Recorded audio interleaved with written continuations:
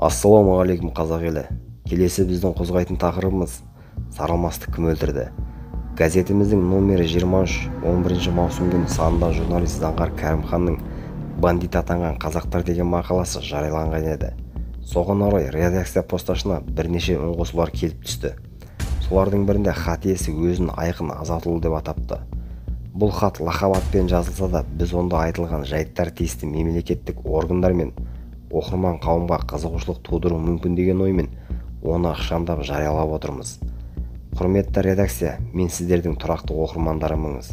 Газетті сонау 1998 жылғы даттан бастап бірде-бір номерлеріңізді үзбей оқып тұрамын. Мынау хатта көрсетілген кейбір жайттарды кезінде Тасжарған газетінде де берген едім. Енді сол жағдайларды толықтырып, датқа қайтадан жолдап отырмын. Шынымды айтсам, кезінде бұл ақпаратты толықтай жария ете алмадым. Өйткені ол кезде мен КМБ-да ұлттық қауіпсіздік комитетінде қызмет атқарушы едім. Ұзамай ұлттық қауіпсіздік комитетінің органдарында Рахат Алиев келісіммен талай жыл қызмет етіп келе жатқан тәжірибелі мамандар қола бастады. Солардың ішінде мен де бармын. Ал комитет құрамын ауыздарынан ана сүті кетпеген, ешбір тәжірибесі үлбіреген сарауыз жас балалар толықтырды. Енді міне Рахат Алиев Венада асылып өлді деген хабардан соң мен осы хатты жазуға бел будым.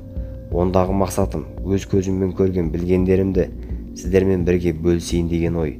Себебі кезінде менің де Рахатпен арнайы қызметтердің бірінде басшы болып отырған, оның жоғарғы жақтағы шатырының тепкісін талай рет көріп күйзеліске түскен шақтарым болған. Мен арнайы қызметтен кетсем де офицер ретінде ант берген адаммын.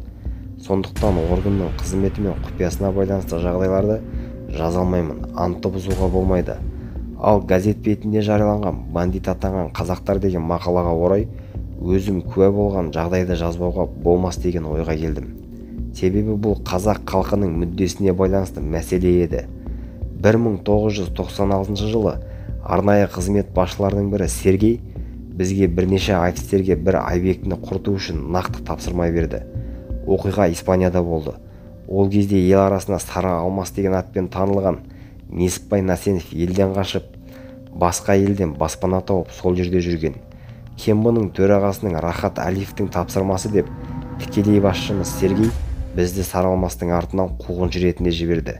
Бірақ Испанияда полковник О басқаратын тағы бір топ бар болып шықты. Сондықтан біз Сары Алмасты жою операциясына тікелей қатыса алмадық.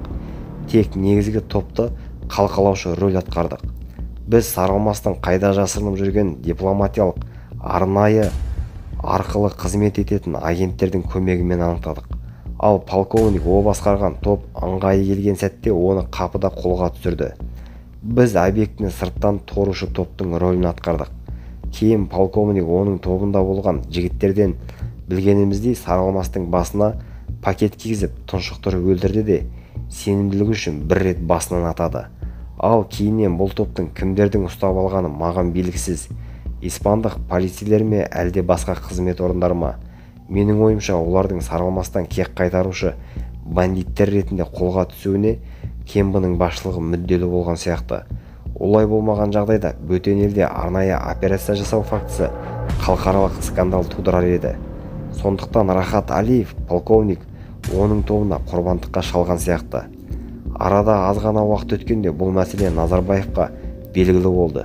Мүмкін Сары Алмасты құрту операциясы туралы президент алдын ала хабардар болған шығар. Ол жағы да маған белгісіз. Ақыры президенттің тікелей араласуымен бұл іс тып-тыныш жабылды. Ал Сары Алмасты Испанияға қуып барып өлтіру неге қажет болды? Себебі ел ішінде өте беделді авторитет еді. Мемлекеттік және үкіметтік орындар шеше алмаған кейбір ішкі кикілжіңдер мен мәселелерді Сары Алмас жалғыз өзі шешетін. Сондықтан билік басына ондай беделді авторитеттің болғаны қажет емес еді. Егер Сары Алмас өз нөкерлерін көтерер болса, оның соңынан халық еріп мемлекеттік төңкеріс жасауы да мүмкін деп болжанды. Оның үстіне Сары Алмастың өзі шетелге қашып кетуге мәжбүр болса да, ол жетекшілік ететін топтары ел ішінде еркін әрекет етіп жүрген еді. Бір жағынан осы топтар Рахат Алиев басқарған мемлекеттік рекеттің қызметіне кедергі болды. Рахат тартып алмақ болған әлдебір бизнес нысандарының иесі Сары Алмастың көмегіне сүйенетін. Оның тікелей араласуымен талай қазақ кәсіпкерлері өз бизнестерін сақтап қалғаны бүгінде көпшілікке белгілі болса керек.